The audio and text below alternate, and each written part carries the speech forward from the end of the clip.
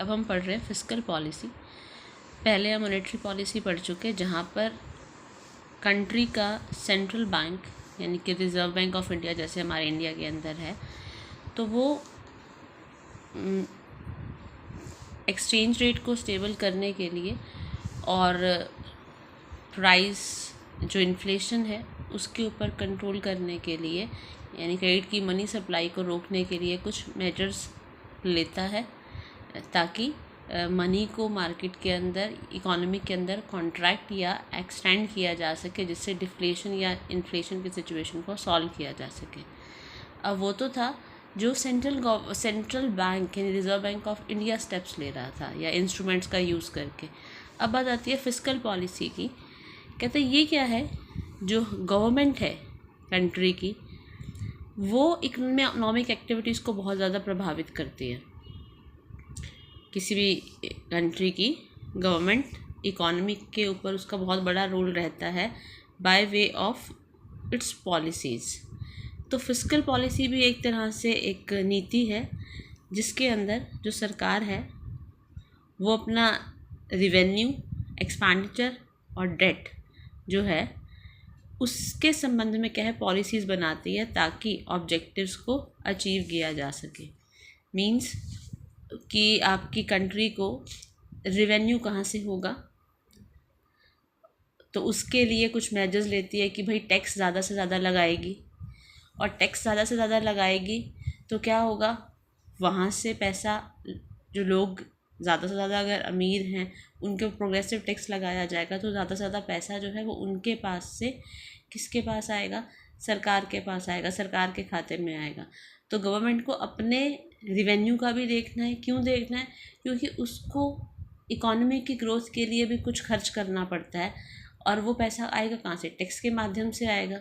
इसलिए हम कहते भी हैं कि इनकम टैक्स लगता है, या हम बात करें जो आपका ऑयल, जिस फ्यूल हम यूज़ करते हैं, वो फ्यूल पे बहुत बड़ा पार्ट जो है वो वैट का लगता है। तभी के लिए जो पेट्रोल है उसके अंदर वो जीएसटी के जो है सिनेरियो से एक्सक्लूड किया गया, क्योंकि वो बहुत बड़ा जो है वो tax in terms of revenue जो है कमा के देता है किसको, आपकी गवर्नमेंट को। और जिससे अब जितना रिवेन्यू आएगा उससे क्या होगा, गवर्नमेंट अपने खर्चे कर पाएगी। मींस सब्सिडीज़ देनी है, वो भी जो अपनी इकॉनमी के वेलफेयर के लिए है, कि कुछ पब्लिक डिस्ट्रीब्यूशन का खर्चा हो गया, या जो बजट के अंदर जितने भी जो पैसा अलॉट किया जाता है, वो पैसा सारा कहाँ से आता है, वो सारा पैसा आता है जो गवर्नमेंट टैक्सेस से या कुछ और मेजर से रिवेन्यू है वो अर्न कर रही होती है।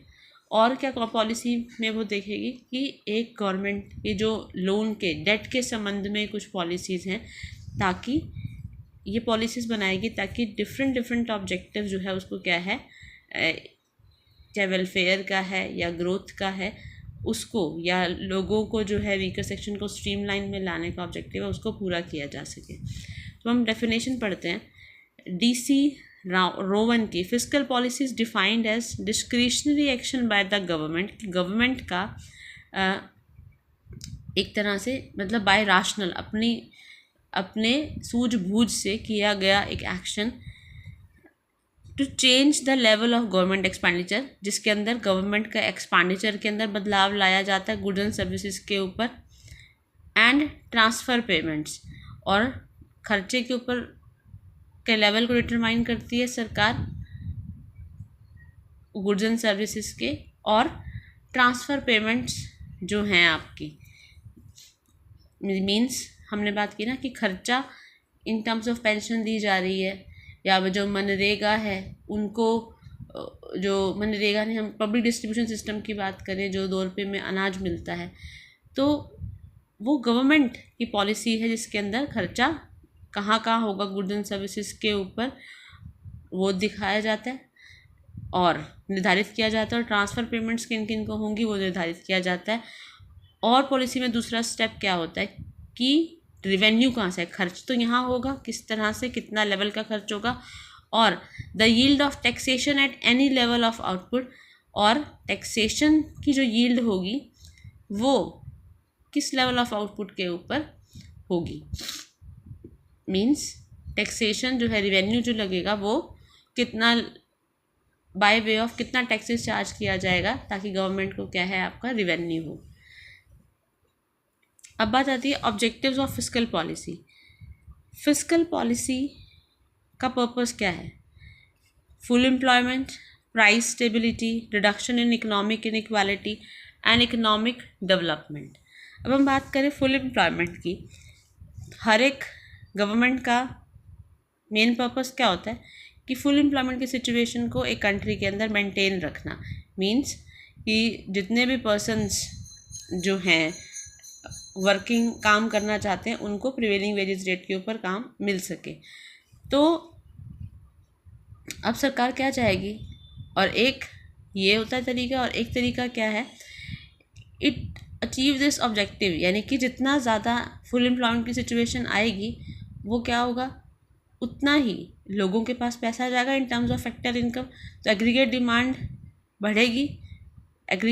बढ़ेगी, government increases public expenditure and reduces taxes too so that private sector is induced to spend more. तो गवर्नमेंट क्या करती है, पब्लिक एक्सपेंडिचर बढ़ा देती है ताकि लोगों के पास जो होगा, चाहे वो bye way of public distribution system, उनका जो जीवन यापन है वो हो सके।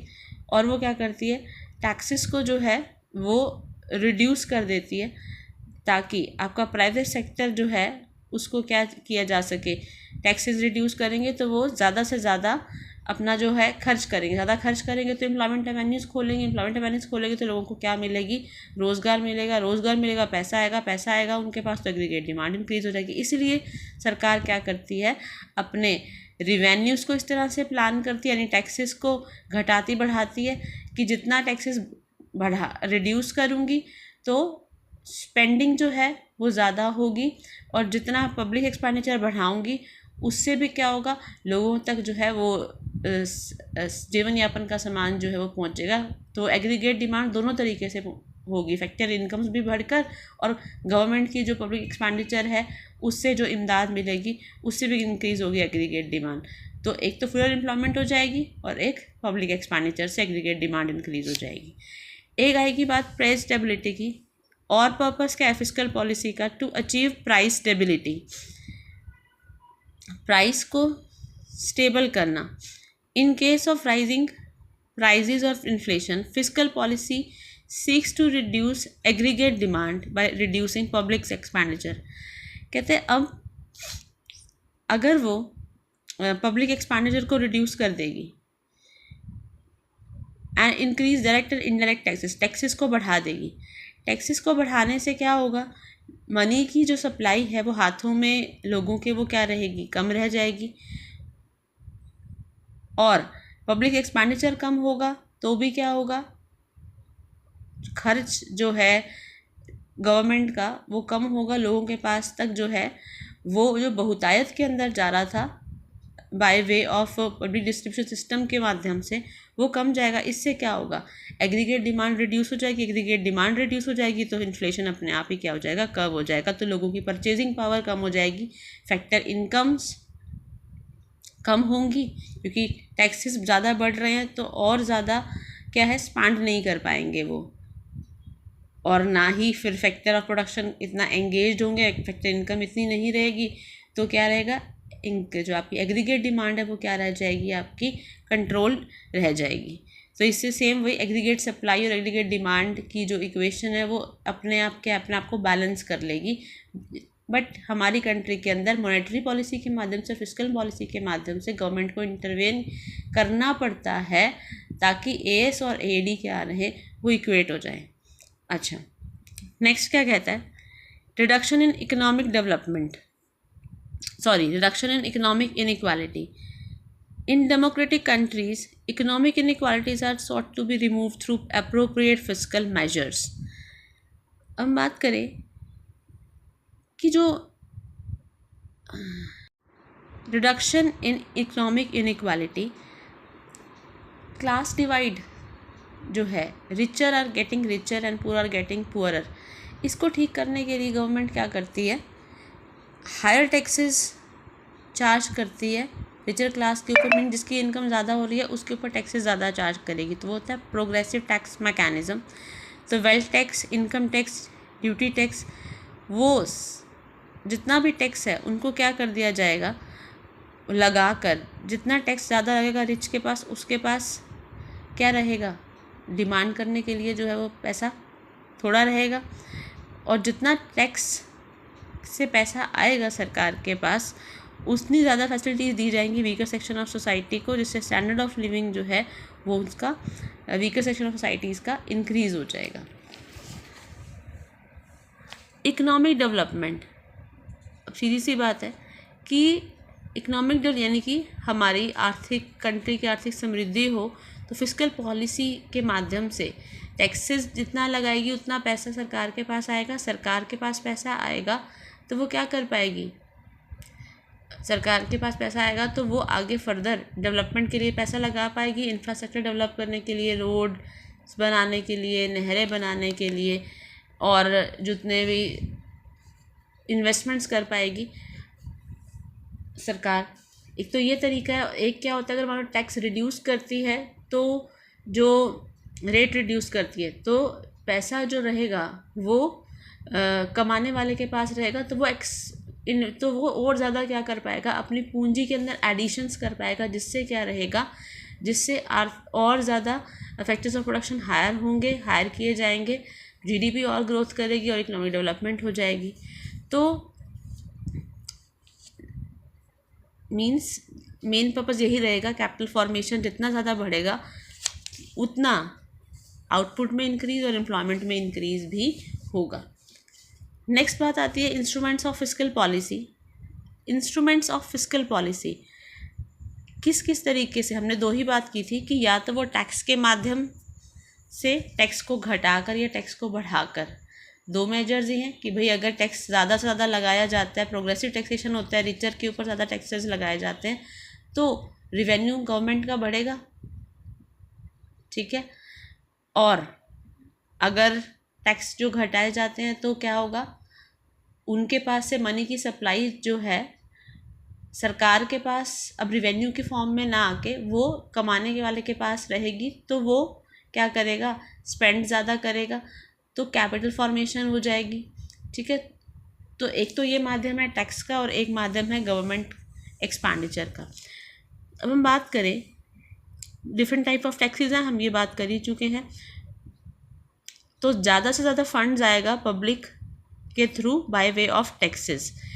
Monetary income as a result of tax लगाने की वजह से monetary income of people is diminished और price of goods increases.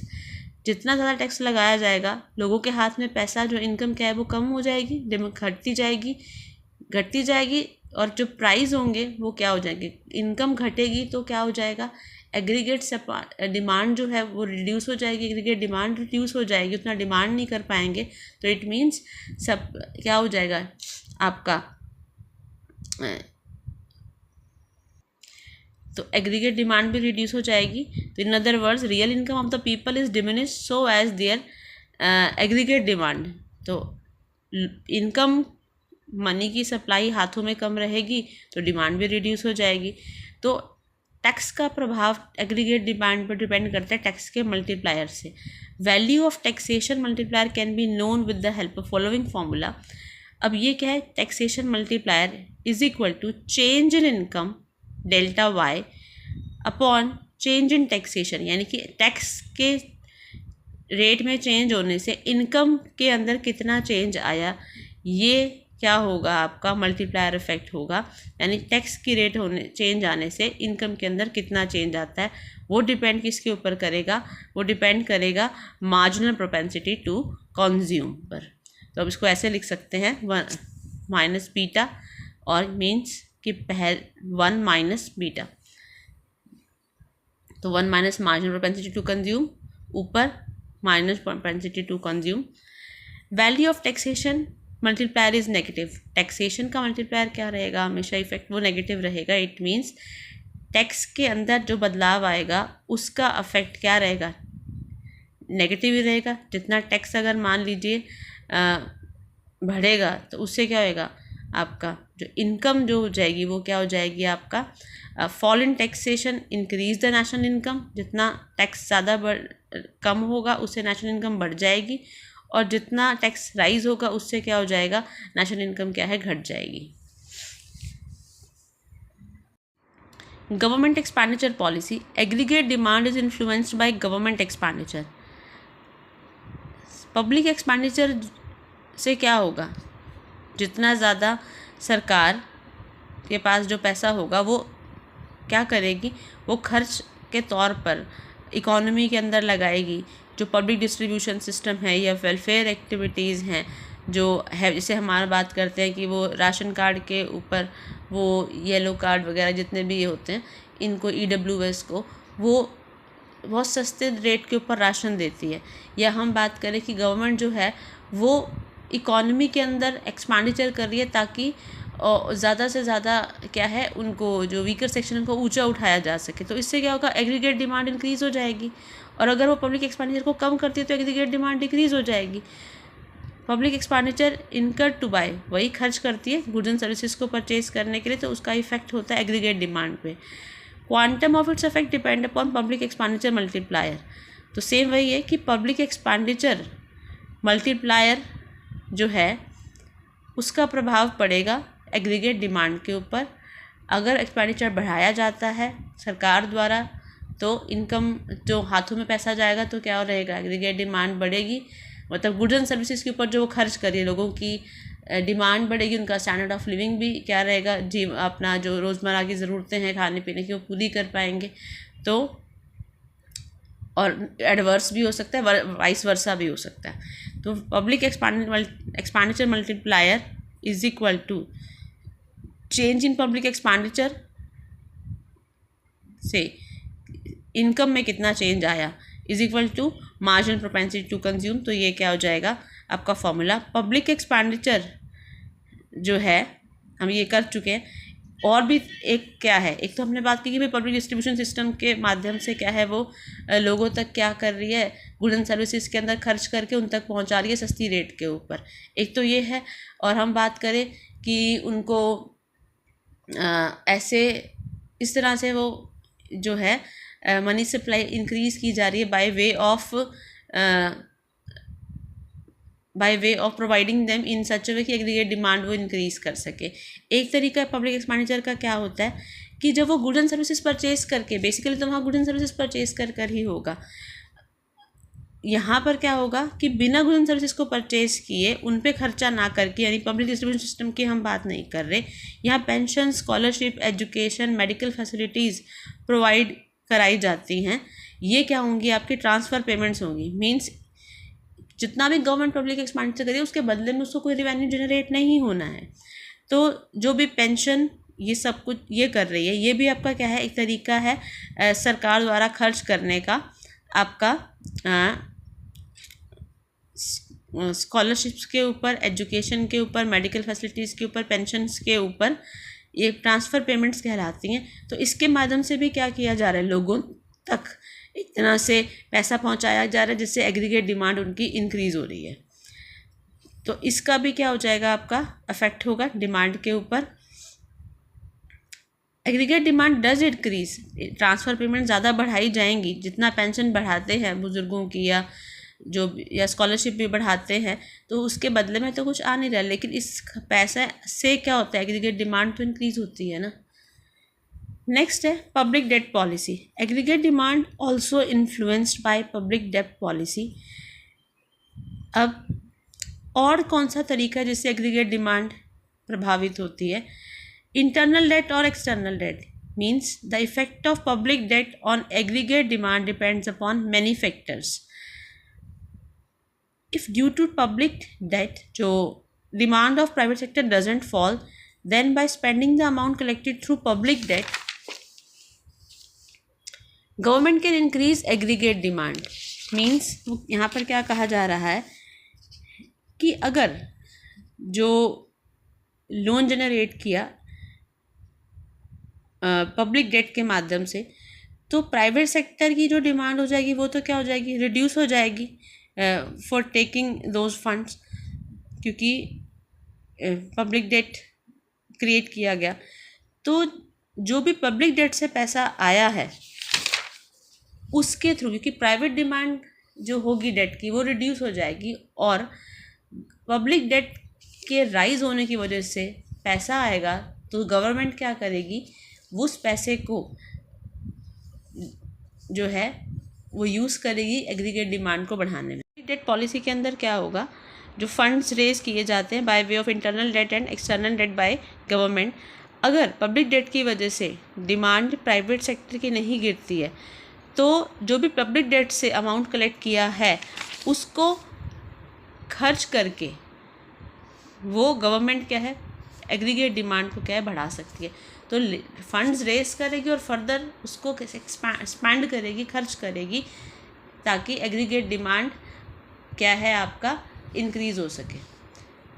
Deficit financing का मतलब क्या है कि ऐसी सिचुएशन जहाँ पर मीन्स सरकार जब लॉसेस के अंदर चल रहा है, हमारा एक्सपेंडिचर है वो ज़्यादा आ रहा है जो गवर्नमेंट कर रही है और रिवेन्यू जो है वो कम आ रहे हैं, तो गवर्नमेंट को क्या करना है, गवर्नमेंट को तो वीकर सेक्शन ऑफ सोसाइटी को अपलिफ्ट करना ही है ताकि लोगों का जो जीवन यापन है वो चल सके और उनके पास इतना रहे कि वो अपना जो है एटलीस्ट स्टमक अपना पेट भर सके।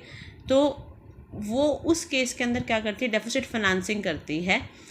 डेफिसिट फाइनेंसिंग यानी कि जो एक्सपेंडिचर ज़्यादा है, रिवेन्यूज़ कम हो रहे हैं, लॉस में चल रहा है, बट फिर भी फंड्स जनरेट करके उठाकर वो पैसा और लगाती है।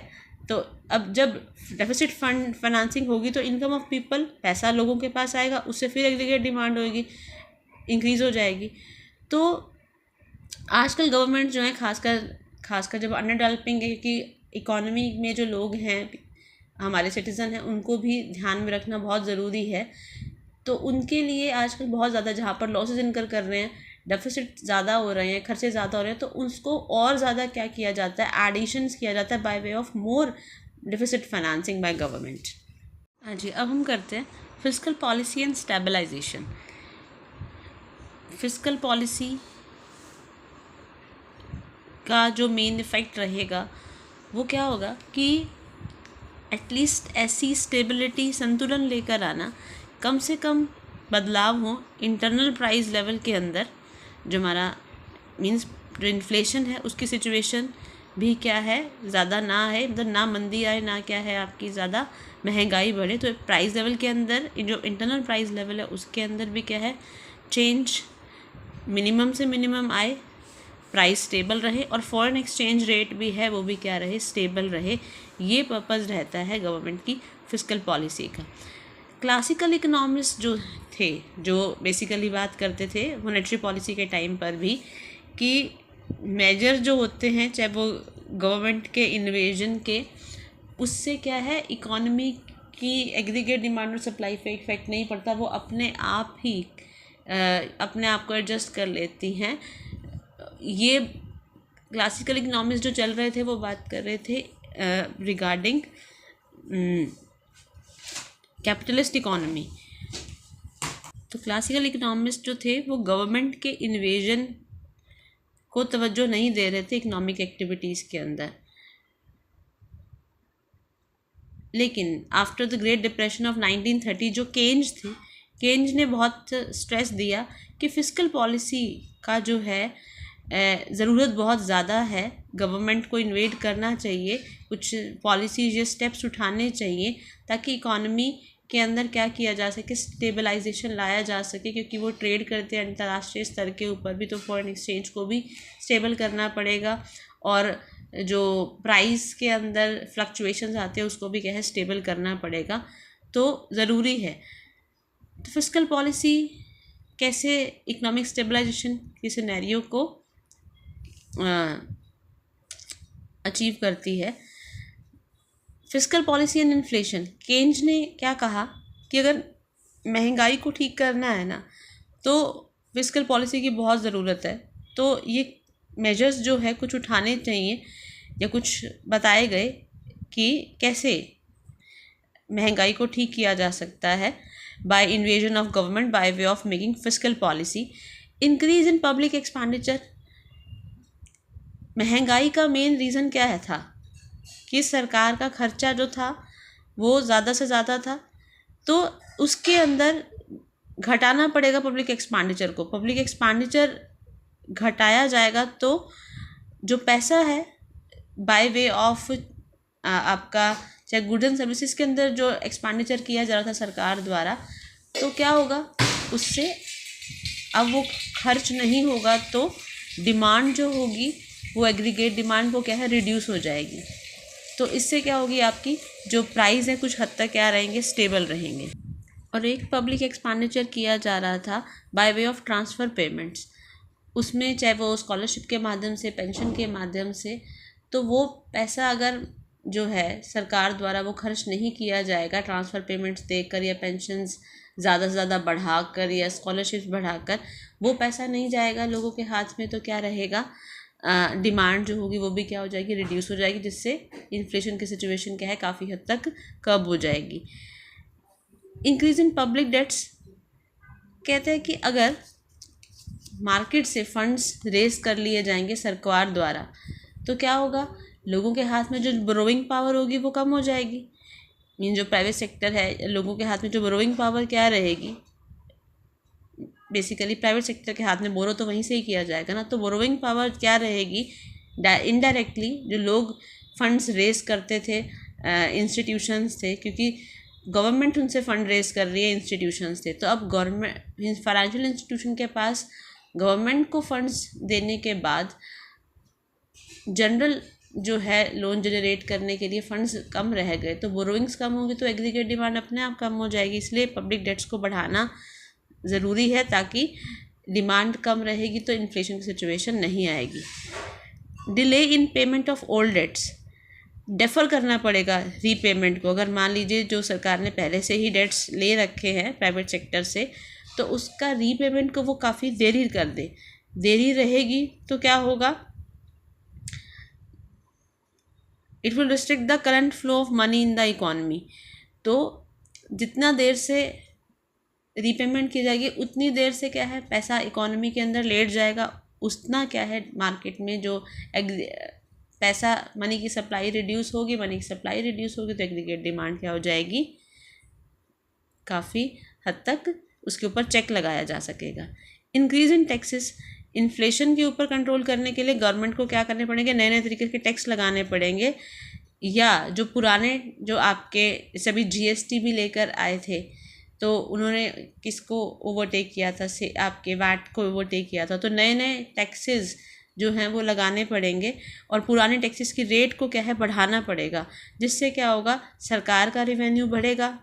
और क्या किया जाएगा, सरकार का रिवेन्यू बढ़ेगा तो लोगों के पास पैसा जो रहेगा वो कम हो जाएगा, पैसा कम होगा तो फर्दर फिर मार्केट में जो डिमांड करेंगे वो भी रिड्यूस हो जाएगी।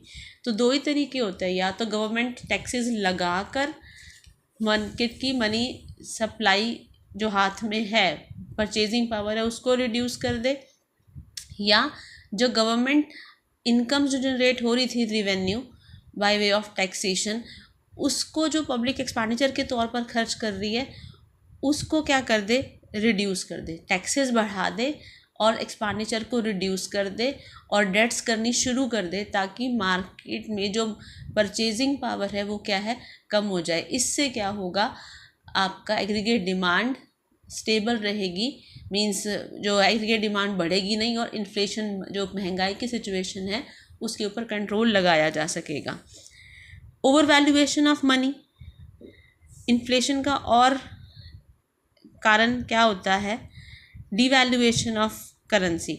डिवैल्यूएशन ऑफ करेंसी मींस कि जो करेंसी है उसकी वैल्यू को जो एक्सचेंज रेट के तौर पर जो दी जा रही थी उसको क्या करना है, डिवैल्यूएट कर देना। ये गवर्नमेंट ये प्रैक्टिस जो थी, एक होता है डेप्रिसिएशन जो अपने आप मार्केट फोर्सेस की वजह से इंटरनेशनल मार्केट के अंदर डॉलर और जो रुपी है उसका जो प्राइस है वो क्या है घटता बढ़ता है, यानी कि प्राइस जब हम बात करते हैं डॉलर अप्रिशिएट हो रहा है तो रुपया उसके बदले में हमें रुपये बहुत ज़्यादा देने पड़ रहे थे, तो कुछ शॉर्ट पीरियड के लिए कई बार क्या करती हैं गवर्नमेंट्स जो है डिवैल्यूएशन कर देती हैं बाय डेलिब्रेट, यानी कि अपनी कंट्री की इकोनॉमिक सिचुएशन को देखते हुए डिवैल्यूएशन कर देती हैं।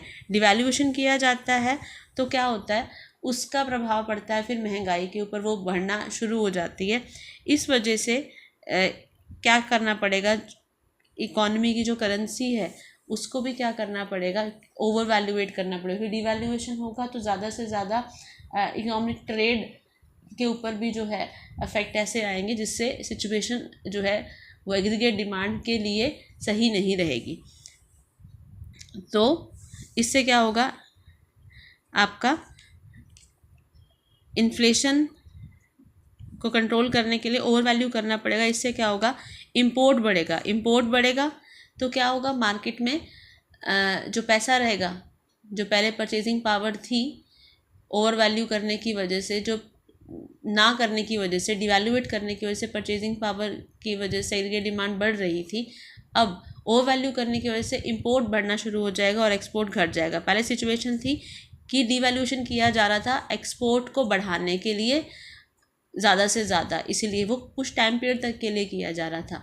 और जैसे ही ओवर वैल्यू किया जाएगा तो क्या हो जाएगा, एक्सपोर्ट घटना शुरू हो जाएगा और इंपोर्ट क्या हो जाएगा, बढ़ना शुरू हो जाएगा। अब क्या कहते हैं, surplus budget policy. Surplus budget policy में क्या है कि जो गवर्नमेंट खर्च जो कर रही है should be less than it's revenue. Revenue से वो खर्च है कम होना चाहिए। इससे क्या होगा, इससे इन्फ्लेशन के ऊपर चेक लगाया जा सकेगा। People will have less purchasing power when the revenue of government is more than it's expenditure. तो जब खर्च जो है सरकार कम करेगी, रिवेन्यू से खर्च कम करेगी, तो लोगों के पास लेस परचेजिंग पावर होगी और गवर्नमेंट के पास जो होगा वो क्या होगा, रिवेन्यू जो है वो ज़्यादा होगा, जिससे आपका demand as a consequent demand and price level will fall. तो जो बढ़ती हुई प्राइस लेवल था because of increase in aggregate demand, वो भी क्या हो जाएगा, रिड्यूस हो जाएगा प्राइस। ये पहले हम फिस्कल पॉलिसी जो गवर्नमेंट अडॉप्ट कर रही थी इन्फ्लेशन के ऊपर कंट्रोल करने के लिए, अब जब मंदी की सिचुएशन आ जाएगी तो उसको कंट्रोल करने के लिए मींस जब प्राइस लेवल घट जाते हैं तो क्या करना पड़ेगा, फिस्कल जब इन्फ्लेशन था तो एग्रीगेट डिमांड क्या हो रही होगी, बढ़ रही थी, क्योंकि परचेजिंग पावर क्या थी, ज़्यादा थी। तो एग्रीगेट डिमांड बढ़ रही थी तो प्राइस लेवल बढ़ रहे थे। तो परचेजिंग पावर को क्या किया जा रहा था, कम कर दिया जा रहा था bye way of measures taken by government, ये सारे ऊपर वाले मेजर्स, जिससे प्राइस क्या हो जाएं, वो रिड्यूस होने शुरू हो जाएं। अब मंदी की सिचुएशन क्या है कि परचेजिंग पावर कम है, परचेजिंग पावर कम है तो प्राइस, परचेजिंग पावर कम है तो इट मीन्स क्या है, सप्लाई ज़्यादा है, डिमांड कम है, तो प्राइस कम हुए हैं। तो करना क्या पड़ेगा, अब इकोनॉमी के अंदर प्राइस लेवल को उठाना पड़ेगा। उसके लिए क्या करना पड़ेगा, परचेजिंग पावर को बढ़ाना पड़ेगा। परचेजिंग पावर को बढ़ाया जाएगा तो एग्रीगेट डिमांड बढ़ेगी और फिर प्राइस लेवल भी थोड़ा बढ़ना शुरू हो जाएंगे। तो सेम वही मेजर्स हैं, जैसे इसमें क्या है, गवर्नमेंट एक्सपेंडिचर करना शुरू कर देगी। जब भी मंदी की सिचुएशन, सरकार क्या करेगी, खर्च को बढ़ाएगी, उससे डिमांड इंक्रीज होगी और उससे जो प्राइस गिर रहे थे वो अब क्या है, बढ़ना शुरू हो जाएंगे। डिक्रीज इन टैक्सेस, अब टैक्सेस को घटा देगी, चाहे इनकम टैक्स है, कॉर्पोरेट टैक्सेस है जो है। Investors and section will be, अब टैक्सेस घटाएगी तो अब जिनके ऊपर टैक्स चार्ज किया जा रहा था, चाहे वो रिच थे, चाहे वो आपका कोई भी आपके इन्वेस्टर्स या रिच सेक्शन जो भी था, जिनके ऊपर टैक्स लगाया जा रहा था किसी भी माध्यम से, चाहे कॉर्पोरेट टैक्स भी, तो अब वो क्या करेंगे, वो ज़्यादा से ज़्यादा इन्वेस्टमेंट करेंगे, ज़्यादा से ज़्यादा इन्वेस्ट करेंगे या कंजप्शन के ऊपर एक्सपेंडिचर करेंगे, तो या कैपिटल फॉर्मेशन होगा या क्या होगा, डिमांड जनरेट होगी। तो डिमांड बढ़ेगी तो क्या होगा, आपके जो मंदी की सिचुएशन है वो ठीक हो जाएगी और प्राइस लेवल बढ़ना शुरू हो जाएंगे। Increase in social welfare expenditure, सरकार क्या करना शुरू कर दे, सरकार ज़्यादा से ज़्यादा खर्च करना शुरू कर दे सोशल वेलफेयर एक्टिविटीज़ के ऊपर, education, public health, medical services, social security, grant देनी शुरू कर दे। मींस जो भी आपका इंफ्रास्ट्रक्चर को बनाना शुरू कर दे। इससे क्या होगा, आपका वेलफेयर तो होगा ही होगा और इट विल इनकरेज इन्वेस्टमेंट शुरू हो रही है। इस अगर ये जितना ज़्यादा इधर खर्च करेगी तो क्या होगा, इससे आपका गवर्नमेंट खर्च कर रही है, रोड बन रही है तो बिज़नेस भी अच्छे लगेंगे, फ्लाईओवर्स बन रहे हैं तो बिज़नेस भी काफ़ी जो है ना, हमारा जो लगाते हैं कि ट्रांसपोर्टेशन सुदृढ़ हो गया, तो बिज़नेसेस को अब आपस में इंटर स्टेट डील करने के अंदर दिक्कत नहीं होगी, क्योंकि जो रास्ते होते हैं वो काफ़ी शॉर्ट पड़ जाते हैं और फास्ट हो जाते हैं। इससे क्या हो जाएगा, ज़्यादा से ज़्यादा बिजनेस उद्योग लगेंगे, ज़्यादा से ज़्यादा इन्वेस्टमेंट होगी, ज़्यादा इन्वेस्टमेंट होगी, फिर फैक्टर ऑफ इनकम्स जो होंगी फैक्टर्स ऑफ प्रोडक्शन के पास आएंगी। इससे क्या होगा, फर्दर फिर एग्रीगेट डिमांड इंक्रीज करनी शुरू हो जाएगी। तो ये भी बहुत ज़रूरी है, जिससे क्या होगा, फिर प्राइस लेवल बेटर होना शुरू हो जाएगा। पंप प्राइसिंग कहता है जब मंदी की सिचुएशन आती है तो private investment is at lowest. जब मंदी की सिचुएशन आती है तो प्राइवेट इन्वेस्टमेंट बहुत कम हो जाता है। तो इसके लिए क्या करना है, मंदी की सिचुएशन को ठीक करने के लिए पब्लिक इन्वेस्टमेंट करना पड़ेगा। सरकार को ही बीच में क्या मंदी को ठीक करने के लिए आना पड़ेगा ना। तो increase in public investment serves as incentive to private incentive. जितना सरकार इन्वेस्ट करेगी मंदी सिचुएशन में, अब वो पैसा मार्केट में आएगा तो प्राइवेट इन्वेस्टमेंट भी क्या करेगी, एनकरेज होगी कि हाँ मैं भी अब क्या थोड़ा पैसा लगाता हूँ। तो वो पंप देना बहुत ज़रूरी है, पहला इनिशिएटिव लेना बहुत ज़रूरी है। इसको बोलते हैं पंप प्राइसिंग, कि गवर्नमेंट इन्वेस्टमेंट कर रही है जिसकी वजह से प्राइवेट इन्वेस्टमेंट भी बढ़ना शुरू हो जाएगी। तो गवर्नमेंट जो स्पेंड करेगी to overcome depression is known as pump pricing. It is to resorted to a assumption that private investment has gone down for some time and compensate it public investment is for pump. Means ये मान लिया जाता है कि private investment down हो चुकी है कुछ वक्त के लिए और उसको कंपनसेट करने के लिए पब्लिक इन्वेस्टमेंट को करना बहुत ज़रूरी है। पंप प्राइसिंग एनकरेज इन्वेस्टमेंट इन 2 ways। पंप प्राइसिंग जो की जाती है वो कैसे एनकरेज करेगी इन्वेस्टमेंट को, in order to increase public investment government borrow from the bank. Public investment को इंक्रीज करने के लिए गवर्नमेंट क्या करेगी, बैंक से बोरो करेगी। पब्लिक इन्वेस्टमेंट को इंक्रीज करने के लिए गवर्नमेंट बैंक से बोरो करेगी। बैंक जो अपना आइडल कैश पड़ा है वो क्या करेगा, गवर्नमेंट को लोन के तौर पर देगा। इस तरीके से क्रेडिट क्या हो जाएगा, वो बैंक द्वारा क्रिएट हो गया, उसको पंप मिला सरकार द्वारा कि हाँ भाई तो हमको क्रेडिट दो। अब प्राइवेट सेक्टर को लग रहा है कि हाँ सरकार क्रेडिट मांग रही है तो वो पैसा दे रही है, तो वो इनडायरेक्टली तो क्या हो रही है, पंपिंग के थ्रू वो भी तो पैसा मार्केट के अंदर लेके आ रही है। ठीक है, और फिर जो पैसा जो बैंक्स दे रहे हैं गवर्नमेंट को, तो बैंक्स को भी क्या लगेगा कि हाँ अब हमको भी क्या शुरुआत करना चाहिए, इन्वेस्टमेंट्स को जो है फंड्स को जो प्रोवाइड करना जो है इनकरेज करना चाहिए। तो on account of public investment increase होने से there is a many times more increase in total income under the impact of multiplier. तो क्योंकि पब्लिक इन्वेस्टमेंट हो गई उसका इफेक्ट क्या होगा, इनकरेज हुआ प्राइवेट इन्वेस्टमेंट भी, तो इससे क्या होगा, बहुत number of time total income भी क्या हो जाएगी, बढ़ जाएगी मल्टीप्लायर के प्रभाव से। तो इससे क्योंकि क्या है, थोड़ी हुई अब इन्वेस्टमेंट क्या शुरू होगी, प्राइवेट इन्वेस्टमेंट द्वारा भी ज़्यादा से ज़्यादा इन्वेस्टमेंट हुई तो उसका प्रभाव क्या रहेगा, मल्टीपल इंक्रीज इन इनकम। तो पब्लिक इन्वेस्टमेंट से भी पैसा आया आपका, मतलब पंपिंग से पब्लिक सेक्टर तो कर ही रहा है, इन्वेस्टमेंट प्राइवेट सेक्टर भी कर रहा है, तो जितना इससे क्या हुआ, मल्टीपल इंक्रीज इन इनकम हुआ, there is also corresponding increase in effective demand. तो जितना ज़्यादा इनकम इंक्रीज होगी बाय वे ऑफ दोनों सेक्टर्स ही इन्वेस्टमेंट करना शुरू कर गए। पहले ने क्या किया, उसको इंड्यूस किया, इंसेंटिवाइज इनकरेज किया खुद करके इन्वेस्टमेंट, तो उससे क्या हुआ, मार्केट के अंदर इन्वेस्टमेंट हुई है तो फिर जो फैक्टर्स ऑफ प्रोडक्शन लगे उनको फैक्टर इनकम्स मिली हैं, उससे क्या होगा, इनकम जनरेट होने से इफेक्टिव जो एग्रीगेट डिमांड है उसको भी काफ़ी इफेक्ट पड़ा। उससे क्या हो जाएगा, फिर प्राइस जो है वो बढ़ना शुरू हो जाएंगे, मंदी की सिचुएशन ठीक होनी शुरू हो जाएगी। पब्लिक सपोर्ट पॉलिसी, मंदी के टाइम पर प्राइस जो है वो बहुत हैवी गिरना शुरू हो जाते हैं, तो गवर्नमेंट को क्या करना चाहिए, पब्लिक सपोर्ट पॉलिसी शुरू करनी चाहिए। During this period government by itself and stock essential goods at a fix price. तो इस पीरियड के दौरान सरकार क्या करेगी, अपने खुद ही परचेज करेगी by itself and stock essential goods at a fix price. और एसेंशियल गुड्स गवर्नमेंट जो सारा स्टॉक खरीद रही है उसको फिक्स प्राइस के ऊपर जो ज़रूरत की वस्तुएं उनको क्या करेगी, स्टॉक करके रखेगी। इसको बोलते हैं आपका सपोर्ट प्राइस।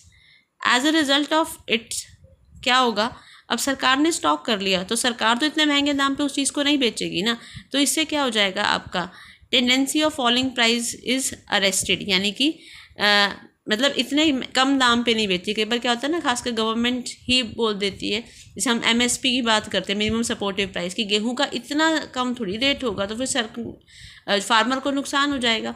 इस वजह से वो क्या करती है, एक सपोर्टिव प्राइस एमएसपी के तौर पर वो फार्मर्स को देती है कि इतना तो आपको प्रोवाइड किया जाएगा, कि ये लोअर रेट नहीं है, ये एक तरह से मार्केट के अराउंड ही रेट होगा और अच्छा रेट होगा, जिससे क्या होगा, उस जो मटेरियल या उस जो क्रॉप है उसका प्राइस गिरेगा नहीं। तो इस वजह से फिर क्या हो जाएगी, आपकी सपोर्ट प्राइस की वजह से जो उस कमोडिटी की जो प्राइस है वो मंदा नहीं रहेगा, वो प्राइस एक अच्छे लेवल के ऊपर चला जाएगा।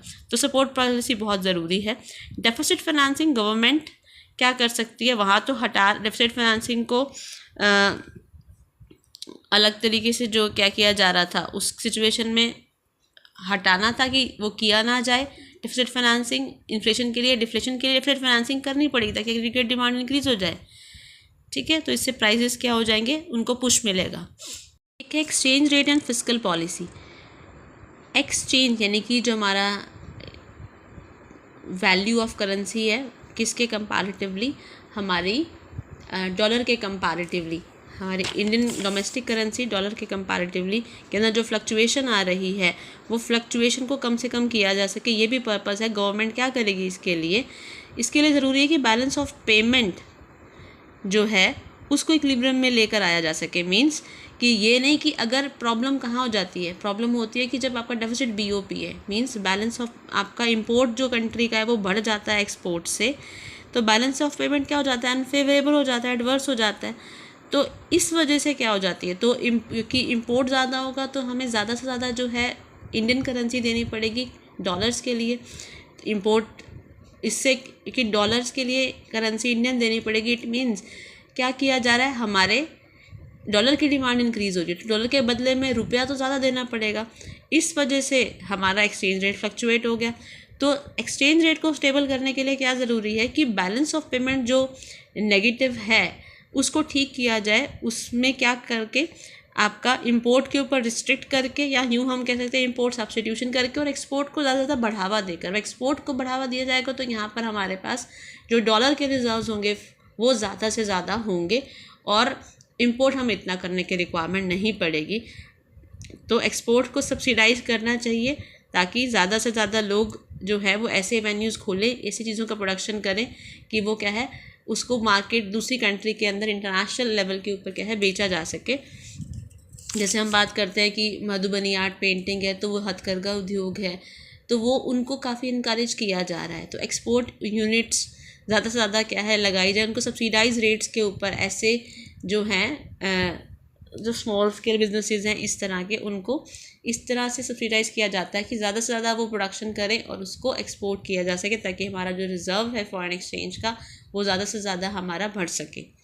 तो इम्पोर्ट शुड बी, इम्पोर्ट को क्या किया जा सके, हैवी इम्पोर्ट ड्यूटी लगाई जाए। जितने इम्पोर्ट ड्यूटीज़ लगाएंगे तो बेटर क्या होगा, अनअसेंशियल आइटम्स जो है जिनकी ज़रूरत ही नहीं है उनको तो आयात करने की ज़रूरत ही नहीं है, और इम्पोर्ट ड्यूटी लगाने से इंपोर्ट कम किया जाएगा। और बेटर तरीका क्या होगा कि ऐसी इंडस्ट्रीज़ बनाए जिस चीज़ को आप इंपोर्ट करें उसको हम खुद ही बना सके, और उन इंडस्ट्रीज़ को सब्सिडाइज़ किया जा सके और उनको टैक्स हॉलिडे दिया जा सके या टैक्स एग्जम्पशन दिया जा सके, ताकि उन चीज़ वस्तुओं की बाहर से लाने की ज़रूरत ही ना पड़े, उसको हम खुद ही बना लें। जिससे क्या होगा, reliance on international trade by way of doing imports, हमारा जो पैसा है, जो करेंसी जा रही है डॉलर्स के एक्सचेंज के लिए, वो नहीं जाएगी। और वो नहीं जाएगी तो हमारा क्या रहेगा, हमारा जो रुपया है वो क्या रहेगा, स्टेबल रहेगा। वो एक्सपोर्ट को बढ़ाना पड़ेगा, इंपोर्ट को क्या करना पड़ेगा, कम करना पड़ेगा और कर्ब करना पड़ेगा बाय वे ऑफ सब्स्टिट्यूशन और bye way of unnecessary items के इंपोर्ट को प्रोहिबिट करके।